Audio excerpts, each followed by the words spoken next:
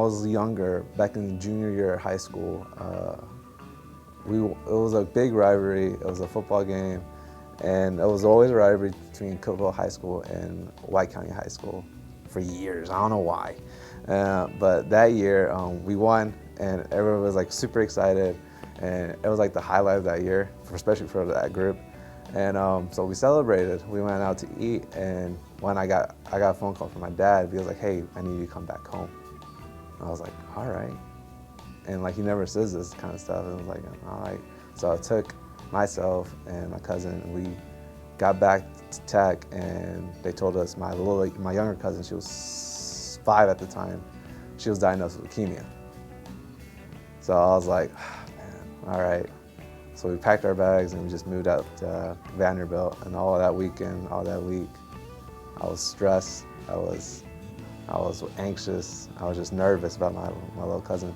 And that kind of opened my eyes to be like, man, these nurses, you know, they take care of my little cousin like she was their daughter. And that happened for, I think, two and a half years. But after I graduated in 2014, I took a semester off. I was trying to get some money under my belt, so you know, college wouldn't be that expensive. It won't be as bad of a burden.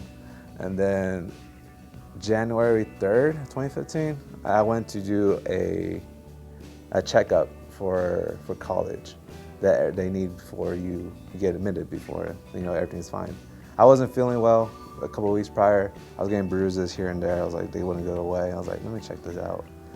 Long story short, I was there from 9 till 3, and they figured out that my white blood cells were off the roof. I took a lot of health classes in high school, so I kind of knew what was going to happen. And the experience with my cousin, I already knew. And then I didn't want to tell my parents because I know that I'm freaking out even more if I knew before they knew.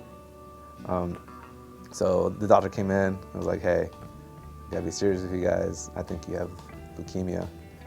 My best bet is first thing to pray, and then pack a bag and head out to Vanderbilt. And I went there. I was diagnosed later that night with leukemia, pre-B-ALL, and kind of changed my life. Next day I got chemo. I went to surgery, got a portacath installed, and started my treatment with chemo. And then I saw the nurses there, and most of them were the same ones I saw 2 years prior. And I just saw how much they cared. And going through my journey, I saw how much these nurses put themselves on the line, not just physically, but emotionally. I seen some of my friends, not friends, but peers, pass away. And I see how much that has affected them to a point. Because I think part of the job is you're going to do that. You're going to see that. You're going to see death. But the thing is, like, you have to be ready to serve the next patient after that. You can't just, you have to grieve. It's normal. It's normal to grieve, but you have to be able to keep on going and serve the next person. And that's just a big thing with me. I just like helping people out. I love to serve. I'm always willing to put myself out there for others. I'm always out there for just help the community in general, especially growing up with this. I know it's a team effort. It's a team effort, just getting better, just being a good person. Cancer opened my eyes. We kind of enjoy the people around you, enjoy the time you have, because you never know what's going to be taken away from you. And a lot of people my age don't know that. A lot of people my age is like me. What can I do? What's for benefit of me? What's going to please me? That's fine. But at the end of the day, are you really happy? So right now I'm ecstatic with myself. I surround myself with good people, good friends, good family members, and try to make good connections, new connections with people I just don't even know, but have a good experience in life. It's a very humbling job. You get to learn what life is really worth, because you see kids day in, day out.